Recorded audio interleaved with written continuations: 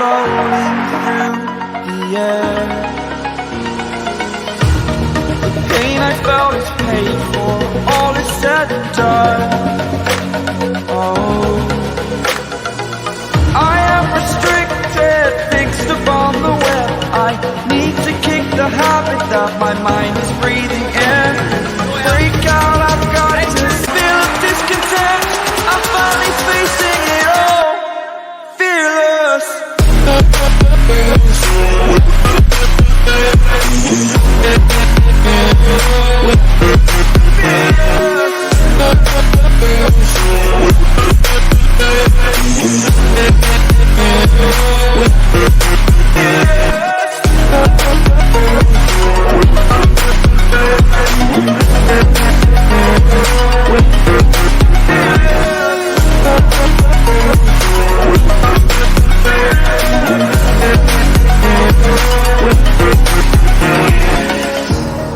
Burning the bridge that keeps us.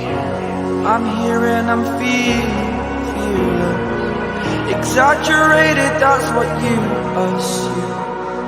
The story's over now, I must conclude. I am conflicted, watching where I step still, hanging in the balance. Not the life I want to live, I want to take it all. Standing tall, fear I've weighed the person you are. Oh, break out, I've got to see. Spent all my life holding all of it closely. I played it innocent, a feel of discontent. I'm finally facing it all, fearless.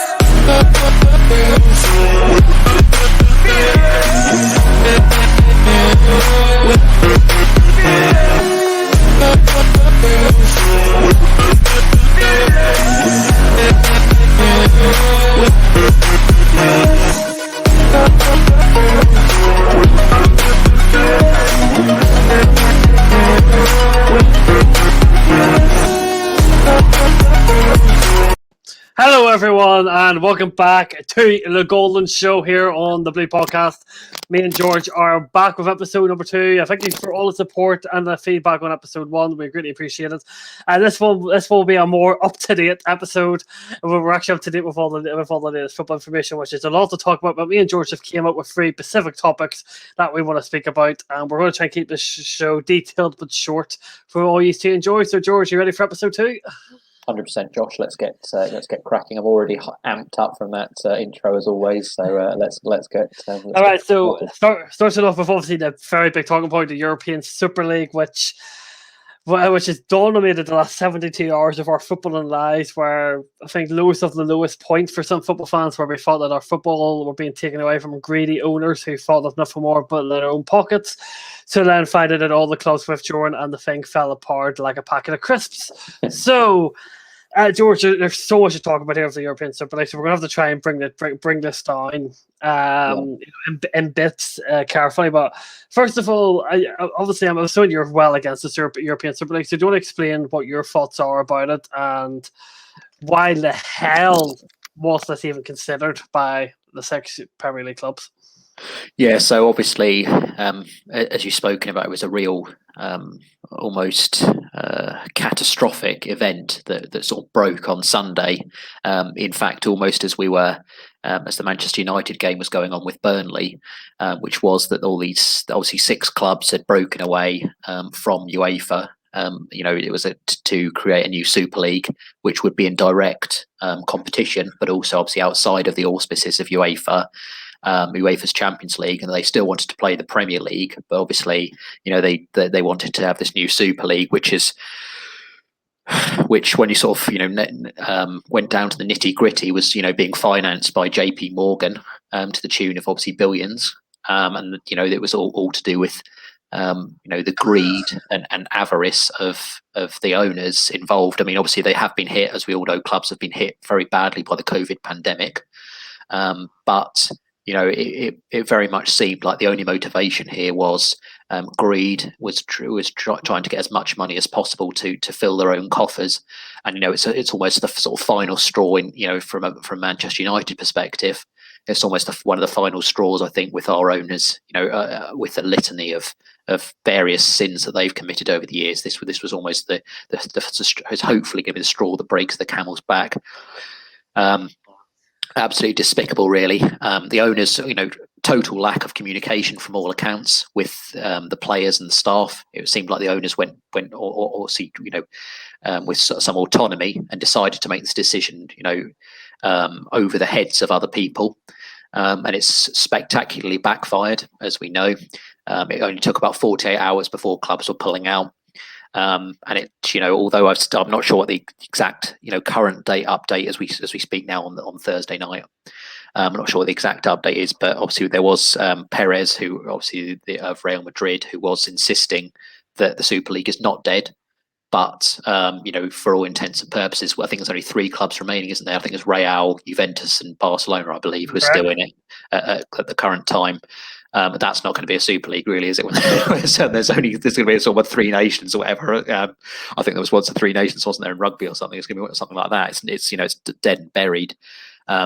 There was overwhelming, obviously, opposition from media, from ex-players, ex-managers, and also, more importantly, from the fans. And it represents a massive U-turn.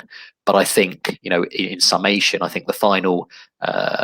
It's almost really brought into the public eye, I think, even more than it was before, that the disconnect between the owners and the fans. And there's obviously lots of rumours now about various clubs trying to dispose of their owners. Yeah, football is always and will be by the fans and for the fans. The fans, it's very clear that the fans are the reason why these Premier League clubs pulled out. I think UEFA's threats probably did threaten too, because no way that Chelsea, United, or Arsenal would be kicked out of a European semi-final. What in the right mind would you? What in the right mind? Why would you want to even take that risk? Fans, obviously, all the protests. Obviously, Chelsea protest before the Brighton game. Obviously, then we started celebrating like mad when the news came out that we pulled out, which was actually emotional. I actually had tears in my eyes. I thought, like, that's just the emotion of football. That is what football is more than a sport to us. It's more than just a ball being kicked around and scoring goals. This is our life. This is our hobby. This is our tradition. This is what we live and breathe. I don't think I talk to my guys at work about football every single day. I do 2 podcasts. I do my own channel. Football is life. It gives us the energy, and especially during lockdown. Having football here has made a big difference to us all. Yes. To have something to watch, to have something to talk about, and the fact that Joe Glazer, Stan Kroenke, John Henry, Perez, the Juve chairman, the fact that they wanted to take that away from us, to just get 4 billion because of the pandemic and because they couldn't run their clubs properly is just a disgrace. Like, the reason why United are in debt is because the Glazers are taking money out of the club. They bought the club using a loan, and then are using the money off the football club to pay the interest off the loan to use to buy the football club, which makes no sense as a business. So, I'll let you talk about the Glazers in a minute. But first of all, regarding punishments for these clubs / owners, the players and the managers should not be punished. And John Henry said in his interview that he publicly admits that he did not let club or players know properly and they were disregarded. I know Michael Arteta said in his press conference today. Pep Guardiola said it today. I take it you fully agree with me that these players and the managers do not deserve to be punished. Like, there should be no points deduction, no kicked out of European competitions or anything. It should be the owners that are hit financially and hard by sanctions, not the players and managers. I do. Well, it's difficult, isn't it? Because there is an argument really for both. Although you are right, obviously they had no knowledge of it, and the owners went behind their backs. There is an argument. Obviously, there's lots of history of clubs, being hit for many amounts of points or being banned from different things. And obviously there is an argument that potentially from as a fan of Chelsea yourself and as a fan of Manchester United myself, there's almost that slight degree of bias in the sense that we don't want to see our teams, penalised points or knocked out or removed from European competition. I think it is fair that only the culpable parties are punished, but at the same time, that even monetary. I don't know what degree of money, and in many ways, do you see? It would almost be like, let's say that they did punish the owners, then the owners would then, well, I don't know. I don't specifically know about Abramovich, but I can just imagine that the Glazers would then, take that on the United's transfer amount and take the money back out of there or something along those lines. So it's almost like knocking downwards in some respects, but it just begged belief really that they all had the temerity to do this. I know obviously with City and Chelsea that they came late to the party because obviously with your owners, obviously with City's owners, they don't necessarily need the money compared to other owners. We're the only club within that top six that have literally no debt on the club. City have a very small amount of debt, but that'll be paid off probably in the next few months. Yeah. So I think it was primarily, as we know, money motivated, and we know that the clubs have really struggled. But obviously, at the same time, the fact that we're in such debt, obviously from a Manchester United perspective, is to do with the Glazers anyway. So it's their fault that we're in this hardship, and then they've compounded it with a totally immoral and ridiculous decision to join a Super League, which they've consulted with no one about. Totally autonomous decision. They've seen the money and they've run, and obviously all the clubs have joined in. And fortunately, they've seen sense in the end. So we'll move on to the Glazers here, just so we can get this right. Because obviously your name is George, Glazers out Kyle. I obviously the Glazers took over in 2005, if my memory's correct. The club was automatically in £500 million debt. Your debt, I don't know what your debt is specifically, but it's over it's like near 1 billion or so. It's something in that region, yes, yeah. Because and that's because they've took money out of Manchester United and put it into their main club, which is the NFL team, the Tampa Bay Buccaneers, who won the Super Bowl last year, and their wage bills is incredible. The fact that obviously because Manchester United is such a big global market, the marketing for this place is incredible. And obviously Ed Woodward has created a lot of money because of that for Manchester United. But the fact that they are taking money out of Manchester United and putting it into the NFL, Tampa Bay Buccaneers, and just ruining Manchester United. Old Trafford's falling apart. I think Solskjaer's done. I think Solskjaer. I know you disagree, but Solskjaer is doing well with a limited budget and a limited squad to a certain extent. But we'll not get you started on that too. Do you think that the Glazers are by far the worst of the owners? Right. I don't know definitively that I would say they are, but again, there's a degree of bias there. I know that obviously, for example, Newcastle fans might disagree with me with regards to their owners, but in terms of the sort of big six, I think obviously Chelsea and City can really have no complaints with their owners, because ultimately they're, without going into too much detail or trying to annoy City or Chelsea fans, the owners are what have made them relevant, really, because of their finances. So they can't really have too many complaints with them. Liverpool's owners, I know that obviously there is quite a bit of the division about who wants them and who doesn't want them, because ultimately, though, when they obviously came in, I feel like they were a real important part of how Liverpool progressed and how Liverpool obviously went to won Champions League and won a Premier League. So I think they've got recent success, at least on their side with Liverpool. Tottenham obviously have got their sort of new stadium. And obviously we all know that Daniel Levy, obviously talking about different sort of important figures of the role. We know that he's quite stingy, so I'm not quite sure how they sort of view their owners. But obviously, it's probably a toss up a bit between Arsenal and Manchester United out of the big six that went on for the Super League as to who has the worst owners.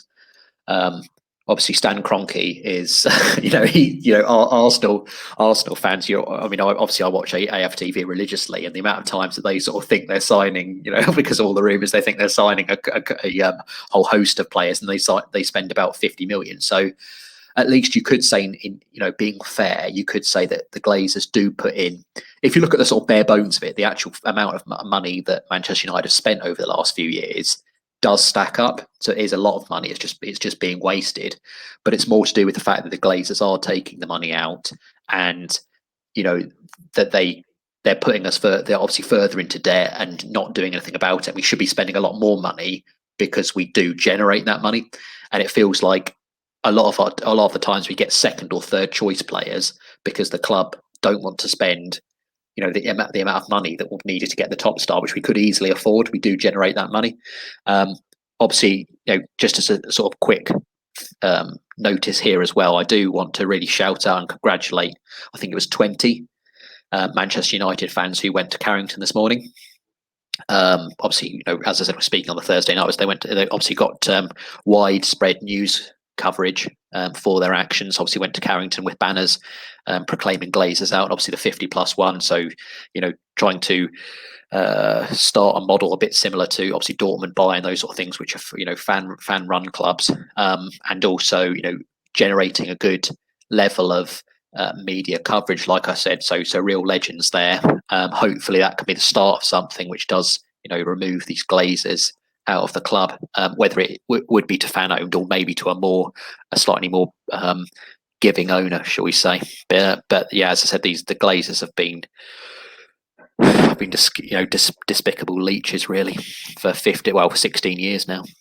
The really funny thing is about that. The really funny thing is about that whole United going to the training ground thing. They actually walked their whole way through a massive training complex and spoke to Solskjaer and Carrick. Like what? I think that's incredible. I don't know how they got that far. But fair play to him, as you say. And it would be very interesting to see if this is a trend, if this is something that's going to happen more and more often. Because the Glazers would have no choice but to actually kind of. Because the Glazers are realistically obviously responsible for their players and their managers, and if you have fans storming the training ground and stuff, the Glazers would have to do something. So it's interesting. What did you make of Joe Glazer's public apology? I mean, the fact is, unfortunately, it's very sort of with Manchester United, because we are sort of the biggest club in England especially in terms of media coverage. You do get conflicting stories. So obviously, when Ed Woodward, we thought that the fan disdain and the outrage had managed to remove Ed Woodward from position, but then it turned out that he was always going to leave, and now there's a bit of sort of conflicting reports about when he is going to leave, whether that's going to be obviously the end of this season or whether it's going to be at the end of the year. But he will be gone within the next 12 months, thankfully. Because again, he's been a massive part of the problem. But ultimately, with regards to the Glazers, they are sort of the head of the snake. There's no point in sort of dealing with the little minions like Ed Woodward, because the main sort of like root of the problem is still there. Again, I think there's rumours of some again a sort of internal appointment. Another sort of patsy for so basically a puppet for them to use instead of Ed Woodward. Their sort of apology means very little. I mean, the feeling amongst most Manchester United fans wanted to get rid of them anyway. And if anything, this is hopefully that, as I said, the spur or the fillip that's needed for real change. And like I said,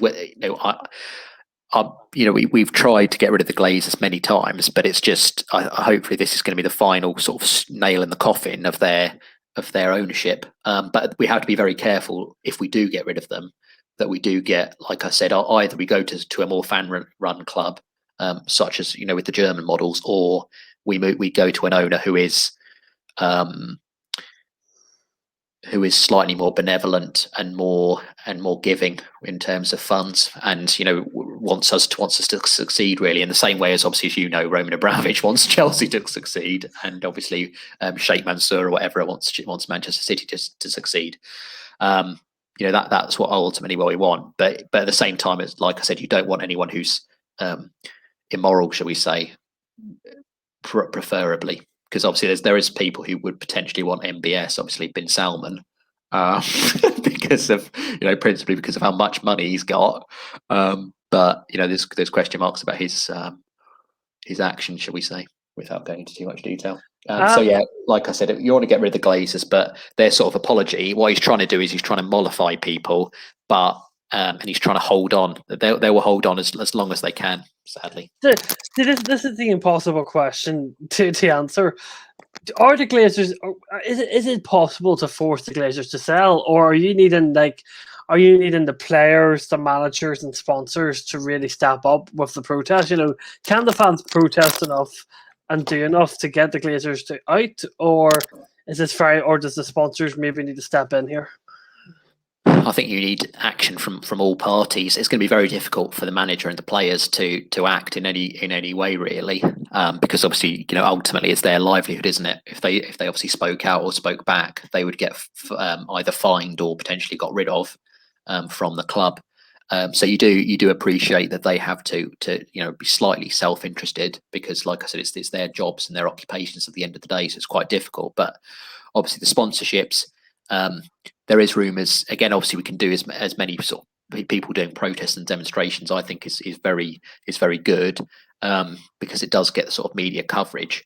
But really, the way that we should be hitting the Glazers is by not investing money into the club deliberately. Obviously, in terms of boycotting, whether that's shirts, kits, tickets, all sort of paraphernalia from the club, MUTV subscriptions, things along those lines, which can really sort of damage and dent the finances and it's kind of cutting off the hand to save your arm, or whatever the expression might be.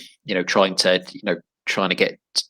have small sort of impacts, which means that they will sell. But unfortunately, my sort of gut feeling is that most people are quite apathetic, so that they'll sort of they'll say one thing, but they'll continue to sort of buy the kits.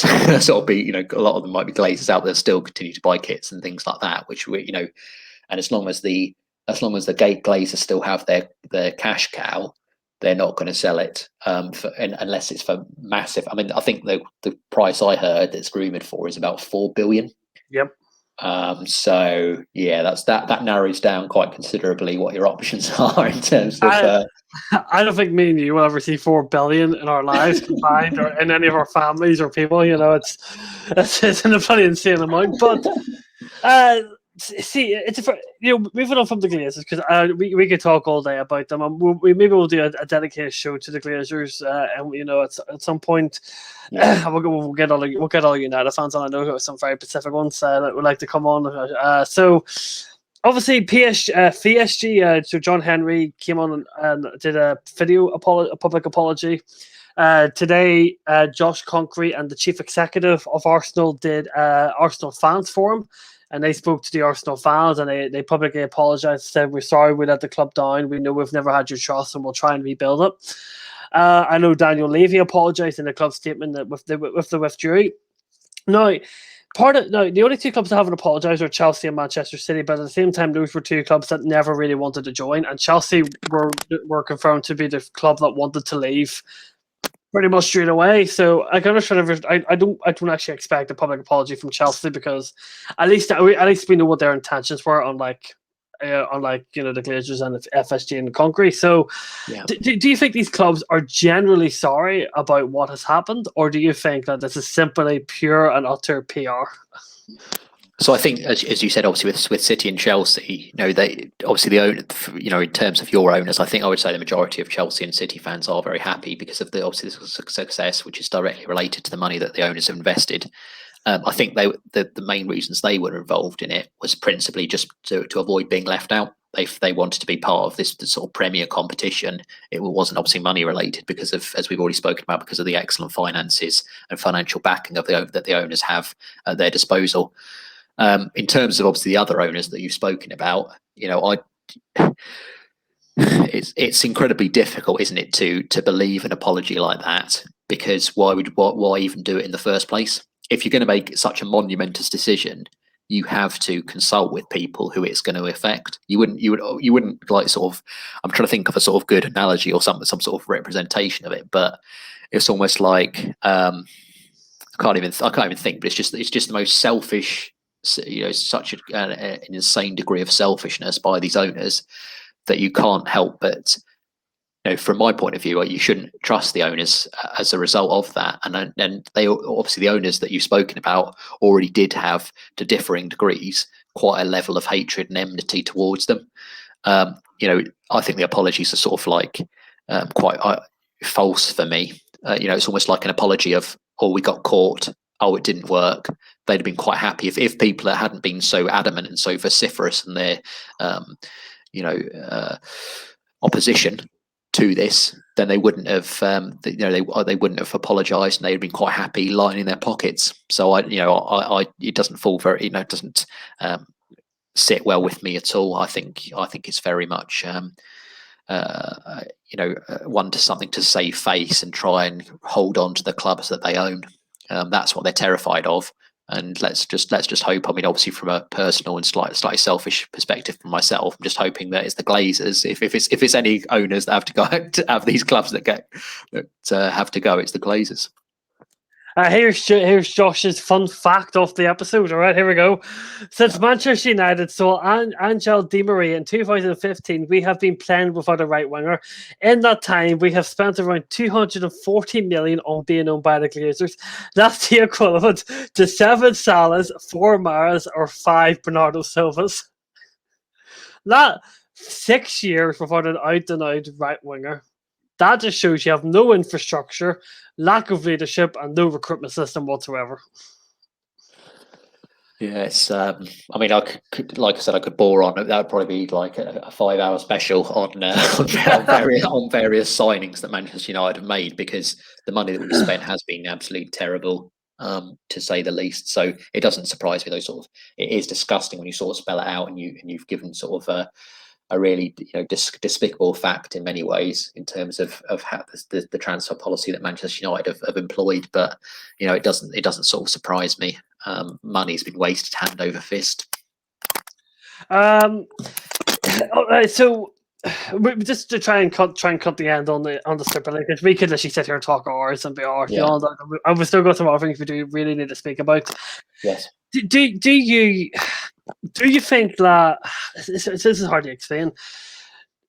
Do you think that in terms of why they wanted to do the Super League, like in terms of they think that football, there's certain aspects of football needs to be more competitive, like La Liga needs to have more teams competing at the top, Serie A needs more teams competing, the Bundesliga needs more teams competing, even though obviously none of them accepted the invitation into it, rightfully so.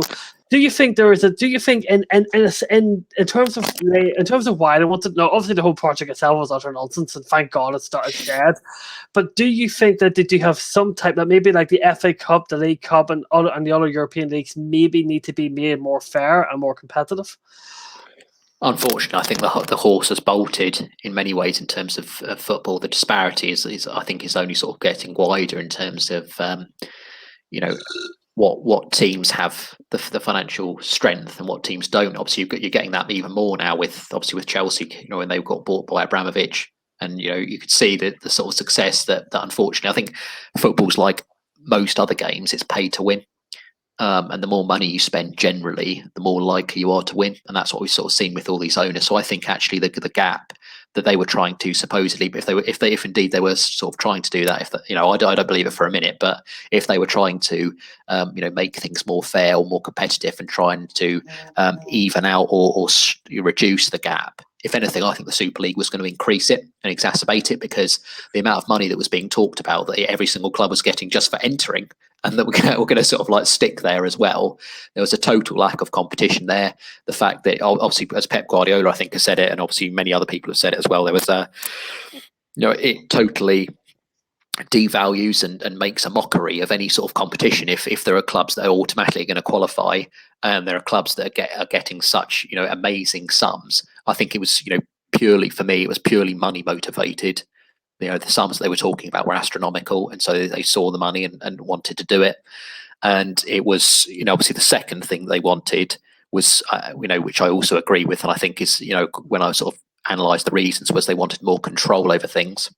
With all the different, they obviously had it was going to be Perez, wasn't it, as the sort of CEO of the league, and then it was going to be behind that, but below them was going to be obviously his deputies were all the different owners as well. So it was very much in house, and they were trying to take autonomy of it. And I think, from what I've heard of sources within clubs and people who've spoken to the owners, I think even they will admit that it was financially motivated. That was the only reason. It wasn't, it's all very well to sort of think that it was a moralistic thing of trying to make things more even or more fair or more competitive. But the reality is, with the money that they were talking about, it was just going to make those clubs untouchable. in every single way. They were always going to be in that Super League, and they were always going to get those hundreds of millions just for competing. So two more points very quickly here. First of all, I want to ask you about the English cups, the League Cup. Now, the League Cup, as far as I can recall, we're the only country that does a League Cup. Obviously, every other team does like their FA Cup equivalent, one domestic trophy. We do too. In the League Cup. Now, the League Cup obviously is typically known as the Mickey Mouse Cup. No one gives an absolute shit about it.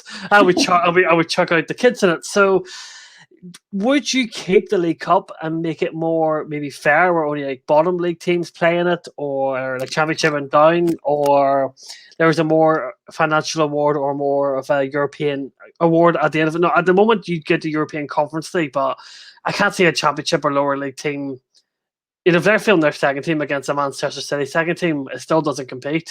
So, do you think that the League Cup should be scrapped? Should it be kept just for the fact that these reserves get fitness? What do you think about the League Cup?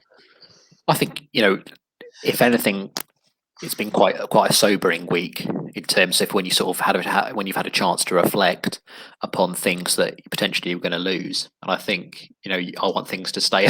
Now I've sort of had that glimpse of things that were going to disappear or dissolve. I think I want it to stay as it is, really. And I don't necessarily. They could make some sort of reforms to it, but ultimately, I want it to stay as it is. I think it's you're always going to find that it's almost impossible for, unfortunately, like I said, because that is the key. Really, is that, as I sort of alluded to, the horse has bolted. Unfortunately, days of giant killings and upsets are very few and far between nowadays, and that's why they're so lauded. Is because the money difference, the money disparity. Even if, for example, like you look at Manchester United in the Europa League, now there's a chance that we're not going to win the Europa League, but in terms of actual size of squad, like value of squad, we're about 15. Well, not obviously not over Arsenal, about 3 times the size of Arsenal in terms of transfer fees, but then about 5 times the size of Roma, and obviously or now it's about 8 times the size of Villarreal. So you can already see that sadly money is already everywhere in the beautiful game, and I doubt there's going to be enough reforms in the world. You could be right. Obviously, if you were only making it available to the lower teams, that would be much fairer. But in terms of if you want to make it available to all teams, then there's no amount of handicaps really that's going to make it easier for less wealthy clubs to have success. And then next is the FA Cup. Now, the FA Cup I'm sure you've grew up watching the FA Cup games. Yes. I'm sure you have extreme memorable FA Cup games. Obviously, another one of the good amount of times under Sir Alex. The FA Cup has let's be honest, the FA Cup has slowly but surely maybe turned into a bit of a League Cup, except maybe the teams get a bit stronger in terms of the strength of the starting 11s get a bit stronger as the competition goes on. Yeah. There has to be something done about the FA Cup, I feel, because you can't have a League Cup and an FA Cup where you just chuck out your reserves and there isn't as much meaning about the game as there once was. I agree with leaving the League Cup the way it is, because there's not much you can do about a competition that only we do. But surely something has to be done about the FA Cup to make it more competitive and get teams interested in it again. I think the sort of argument that I've heard, which I kind of agree with, but I know there's, it's quite difficult because you have opposition to all sorts of things, and you also have people who are quite pro it. But obviously, I think that the one thing that has been mooted quite often that I quite agree with is that making a Champions League place available to whoever wins the FA Cup, instead of having it obviously be 4th, let's say. I know obviously there's different reforms that are coming in so that more teams are going to qualify, but I would say potentially a Champions League place for whoever wins the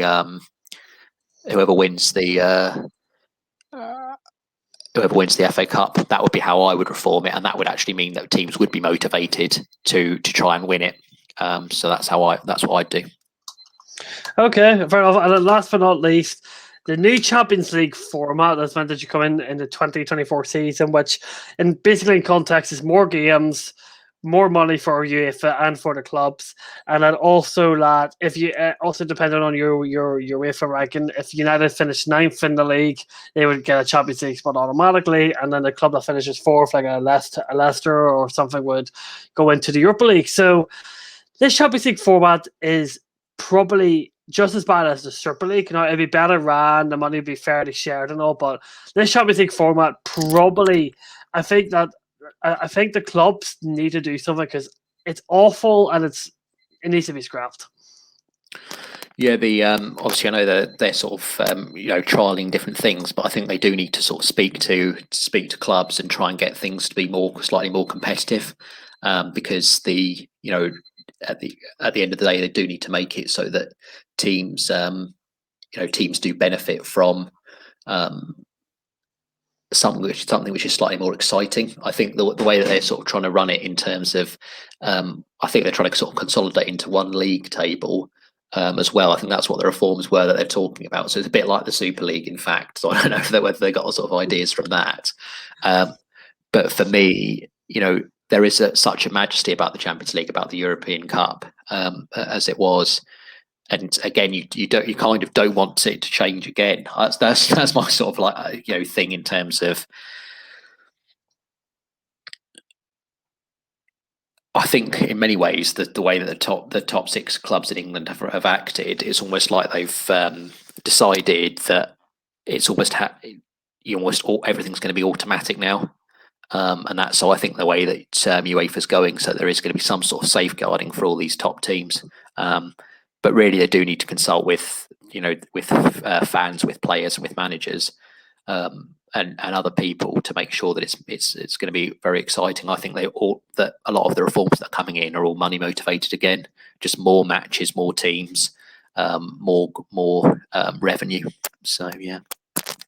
Okay, so so that's the European Super League talk. So we could talk for ages about that, but we need to move on. So we're going to move on to which obviously went under the radar during because it was literally night just as the European Super League talk was getting quite to a worrying stage, and that is host Jose Mourinho got sacked by Tottenham Hotspur 6 days before they could win their first trophy since 2008.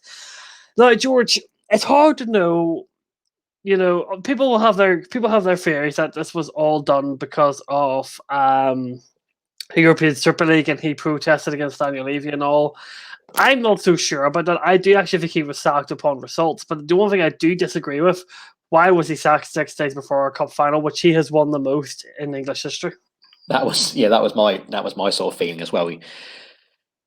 I'm not sure exactly now what his record is. Obviously Mourinho, but he's the ultimate final manager, isn't he? In a cup final, if you in the sort of hypothetical, if you wanted any manager to manage your club, of managers who've had a certain amount of cup finals, you wanted to be Jose Mourinho. His sort of win percentage is exceptional.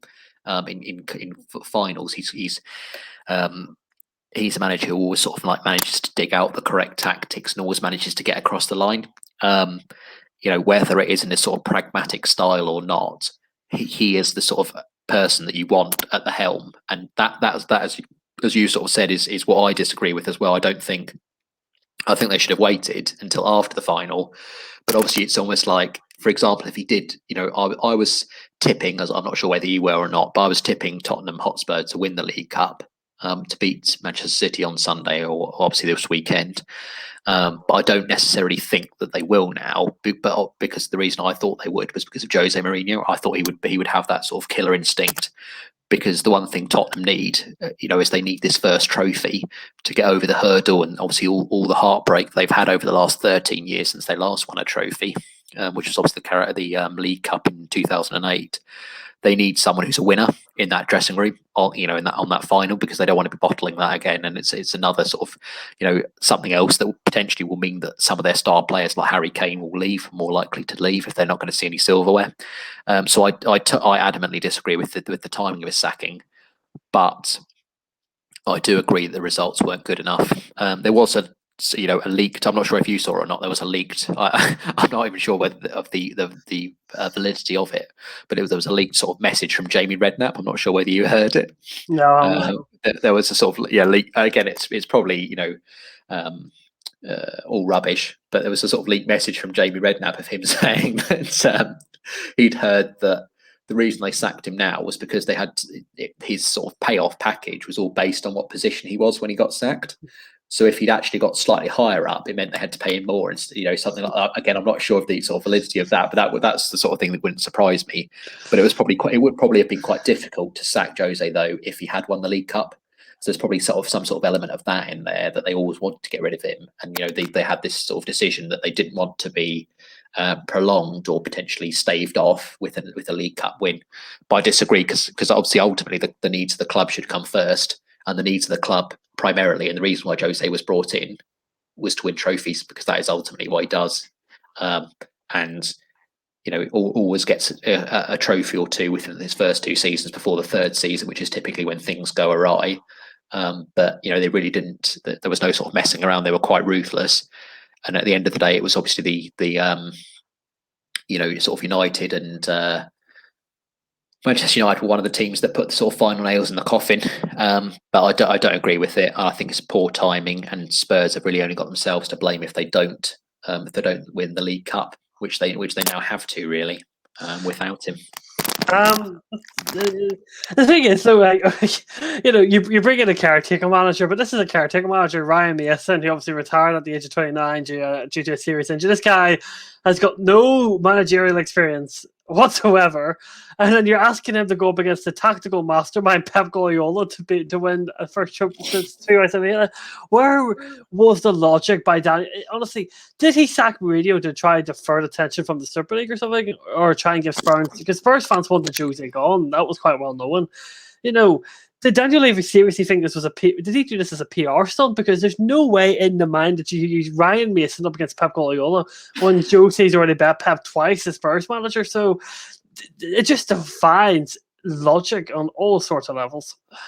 Yeah, I just couldn't believe it, really. They have to win this trophy. That's the thing, is they don't get too many opportunities. Tottenham, it's another final.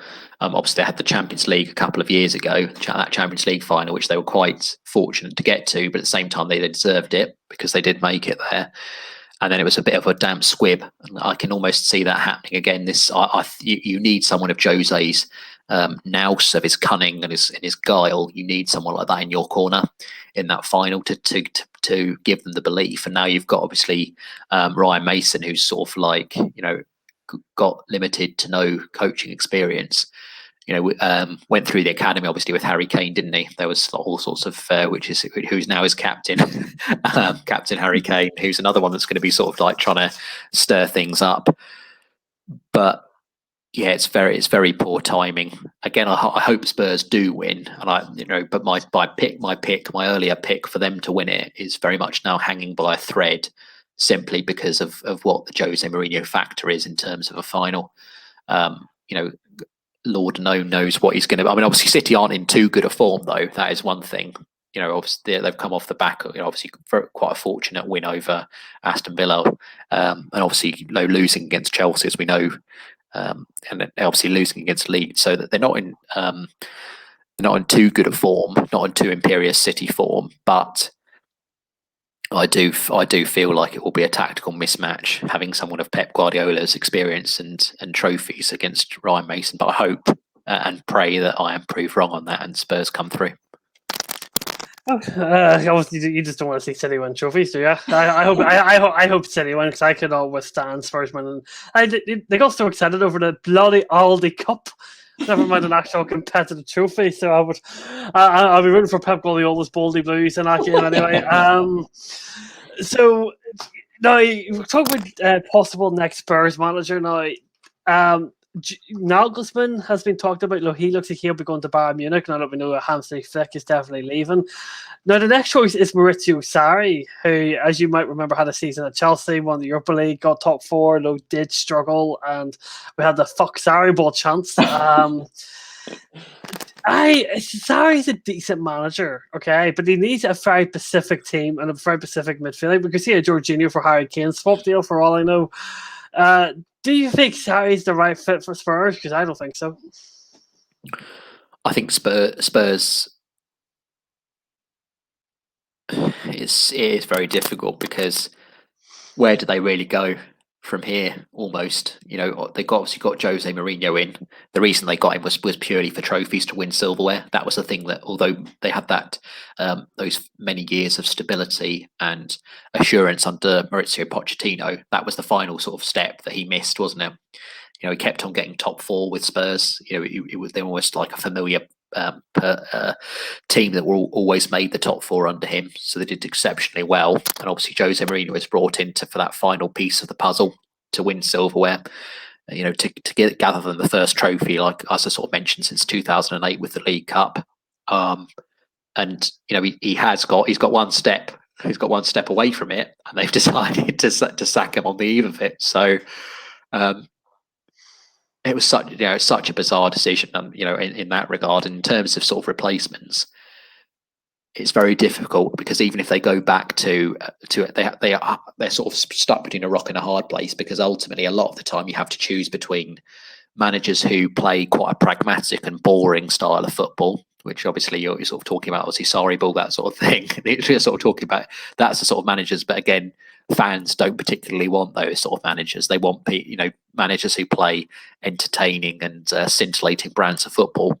You've got, like I said, but obviously they want to win trophies as well. So it's very rare to find a manager who's the combination of both, which is what Tottenham need to try and procure. But I don't think Sarri is a good fit for them at all. Obviously, as you've spoken about Nagelsmann, that's someone that I know a lot of Manchester United fans would be quite happy if he was Manchester United manager, because he is a sort of very youthful, vivacious, and tactical coach. But so potentially he would be someone that Spurs would want. But obviously he is probably going to go to Bayern Munich. So it's very difficult for Spurs. Like I said, I'm not sure who they should pick. I also don't think whichever manager they get in, I don't think he will take them to the level that Daniel Levy wants them to be at.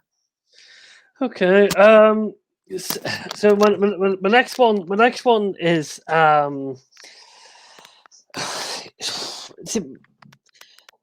to figure out the word. That's because it's a very difficult thing. The word.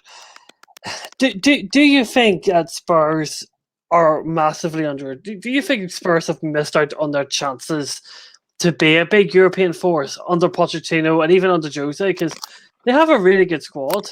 Maybe lacking defensively, but yes, but they do have a really, really good squad, a really decent midfield, or quite a good attack if you're all firing. And, Harry Kane may leave, Son may leave, Jose's been sacked, Pochettino's been sacked. Have Spurs missed their opportunity to be named a club that is actually worthy of trophies? Do you think that they've missed their prime, so to speak? I think they have, yeah. I think obviously with regards to the stadium, that was quite a big financial outlay that Spurs had.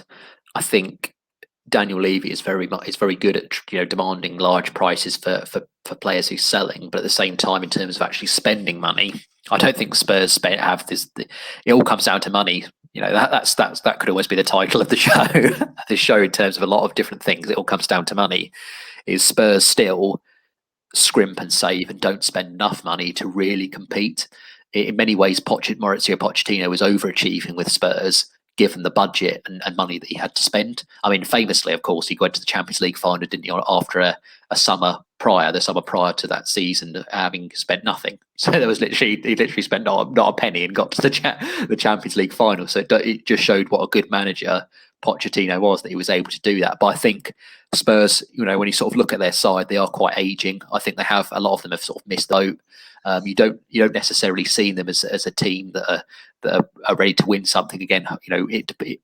This match. I mean, a lot of this could change. It's quite funny, of course. A lot of this could change based on what happens at the weekend, because we all know. Obviously, you all know as a Chelsea fan, and obviously as a Manchester United fan, it's that first sort of trophy that really sets a winning mentality. It's just trying to get over that stage, and that's what obviously is. I've already sort of spoken about this before, but obviously Chiellini, when Juventus knocked Tottenham out, and they only sort of said the history of the Tottenham is the history of the Tottenham is to bottle things. But that really is the history of Tottenham. They always get to that sort of final stage, or whether it's semi-final or final, and they just lack that winning mentality, and that was what Jose was supposed to bring to them. a manager who's won things wherever he's gone, and they've got rid of him. So that wasn't good enough for them because of the brand of football, because he wasn't winning sufficient points in the league. But in many ways, I think Spurs have sort of hit their ceiling, and the only way that you can get out of those sort of doldrums or try and impact properly on the top four and get back into Champions League contention is to spend money. And I don't see Spurs spending enough money to do it. They're quite big on these sort of loan deals and things, or these sort of like cut price deals, and that's never going to bridge a gap. They will need to spend more money, and I don't see them doing it. So I think Spurs have missed out, but you never know. On the flip side, you never know what a win at the weekend and a bit of silverware could do to their mentality. So it's a bit up in the air.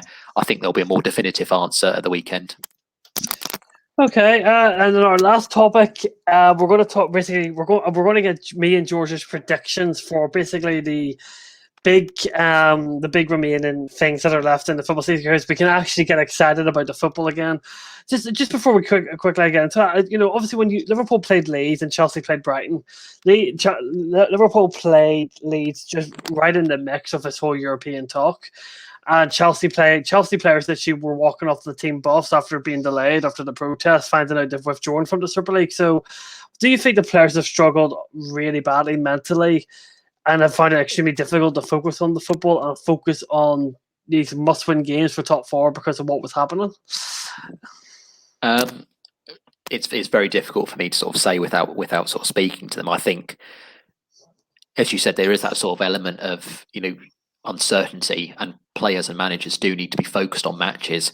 Sort of bring it back to Manchester United just briefly in terms of that sort of element, is that from what I can understand, obviously Ole Gunnar Solskjaer was told about the Super League fleetingly just before the Sunday when it all broke, sort of just before the Burnley game, and his sort of response to that was that he was concentrating for the Burnley game, so tell me about it afterwards, or furnish me with more details. So if we're sort of looking from that perspective, yes, it would have impacted on obviously Tuchel and Klopp's plans and on their mindsets and on the mindsets of the players. It's only natural. So yes, you could argue that some of those results, which are quite underwhelming and they weren't necessarily showing the enthusiasm needed to garner those points or garner those wins they need for, as you've spoken about, a very important top four race.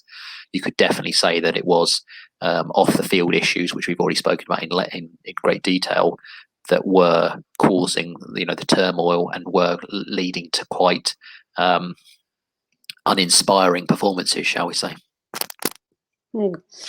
Okay, and then so moving on to our predictions. So we're going to think off the top of my head, it's 4 or 5 predictions we're doing here. Okay. So starting off with the Carabao Cup final this weekend. I'm going with a Manchester City win. I can't see Ryan Mason. If Ryan Mason somehow beats Pep Guardiola, I think that's just a football in this day and age. But I think Pep's going to win this game. I think he'll probably hammer Spurs, especially watching Spurs in that first half yesterday against Southampton. It was all a good show, and I'm going to go probably I'm actually going to go with 3-0 City. It's difficult. That's the thing, guys. I don't know about these. My head, and obviously all logic says that Manchester City are definitely going to win. Like I said, I would have gone for a Spurs if Jose Mourinho was in charge. I'd have definitely gone for a Spurs win. But I am going to go with my heart and with my hope. I'm going to say that Spurs are going to win, and I'm going to say they will win 2-1. Chelsea and Leicester FA Cup final, 21,000 fans at the game. There'll be a watch along live on my channel with George. In fact, we did one for the City Semi Cup final, and it was really, really enjoyable. So me and George are doing one on my channel for the FA Cup final. I'm going to be biased because I'm a Chelsea man. I think we will probably just edge it ever so slightly. I think it'll be a really tight game. I think Leicester will give us more of a game than Manchester City did. So I'm going to go with probably a 2-1 Chelsea. And I'm going to go with 2-1 Leicester. 2-1 Leicester. Why? Why, man? I can just see those Leicester players. I mean, yeah, I've just got a sneaky suspicion that Leicester will finally do something and it's almost for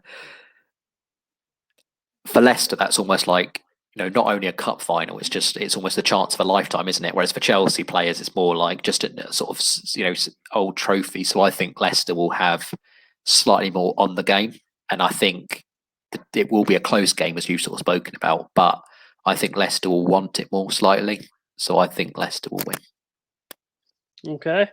The Europa League winners of the competition between Villarreal, Roma, Manchester United, and Arsenal. I hate to say it, but I think United will probably win their first trophy under Ole Gunnar Solskjaer. I think if Solskjaer doesn't win this trophy with the team that he has to play, probably a sackable offence within itself. Arsenal, they're not particularly great. They've battered and bruised their way through this Europa League competition this season. Villarreal, obviously under Unai Emery, have all sort of chance to win up in their La Liga form in their defence. I think I see Arsenal probably beating Villarreal in the semi-final because that Villarreal defence is all over the place, and just like he did at Arsenal, we're changing the formation about every game. Can't keep it. Roma, I think, are decent. They're solid, but they don't have a great attack. Their attacks, but they're a really old team. So I think if they came up against a pacey Manchester United, a young pacey Manchester United team would struggle. So for me, points in Manchester United's direction. I think you're going to be biased and agree. I am, but at the same time, it's definitely not a foregone conclusion. On paper, Manchester United have by far the strongest team, and should win the Europa League comfortably. It is extremely advantageous now that it's two legs, the semi-final, because obviously we did suffer a bit against Sevilla, obviously because they were, because of COVID, they went down to one match. I think over two legs, we're going to be much stronger. So I definitely think we're going to dispense of Roma, but it's all about that final. And in a one-off game, we know, unfortunately, that Manchester United, whether it's the players or the manager or people involved with it, we know that there is a tendency in those big matches, those big moments, to not grasp them. So I will say Manchester United, but don't be surprised if there isn't a shock in the final. Okay. And then the Champions League winners between PSG and Manchester City, Chelsea or Real Madrid. I think it's not Real Madrid unless they get kicked out, but I expect them to still be in it. Obviously, I want to say Chelsea, unsurprisingly, but I think the Chelsea squad has all the attributes to win it, but I still am a bit worried about our goal scoring ability to. I still think that might come back to haunt us because and that's just my gut feel. I still think I think our goal is going to be a bit of an issue. I'm going to go with. This is difficult. I think PSG will probably win it. Their attack looks lethal in the Champions League. I think Mbappe's in some different form in this. They've got past the hammered Barcelona, which isn't hard to do, but they still did it, and they did get past Bayern Munich. Yes, injury hit and stuff, but that attack just wins some games. No matter how much goals they can see, they're going to score goals, and there's not many defenses, or if any defenses, I could probably cope with Mbappe, Neymar, and Icardi up front. So I think PSG will sadly win it, and I think they'll beat Chelsea in the final. What about you? I am going to say that Real Madrid will win it. Right. After you're going to say Perez, the owner of the Super League, is going to win the Champions League. I think that Real Madrid will win it only because they are the people who've been. They're the club and the team that have been there, done it, worn the T-shirt multiple times over the last few years, and sometimes that experience is, in those sort of final games. We know that for Manchester City, it's all riding on this. We know what the pressure does, and we often know with Pep that the pressure will often get to him, and it will start cracking. So we know that Maurizio Pochettino, a bit of a bottler as well in terms of semi-finals, finals, and obviously Zinedine Zidane, the maestro at the helm of Real Madrid.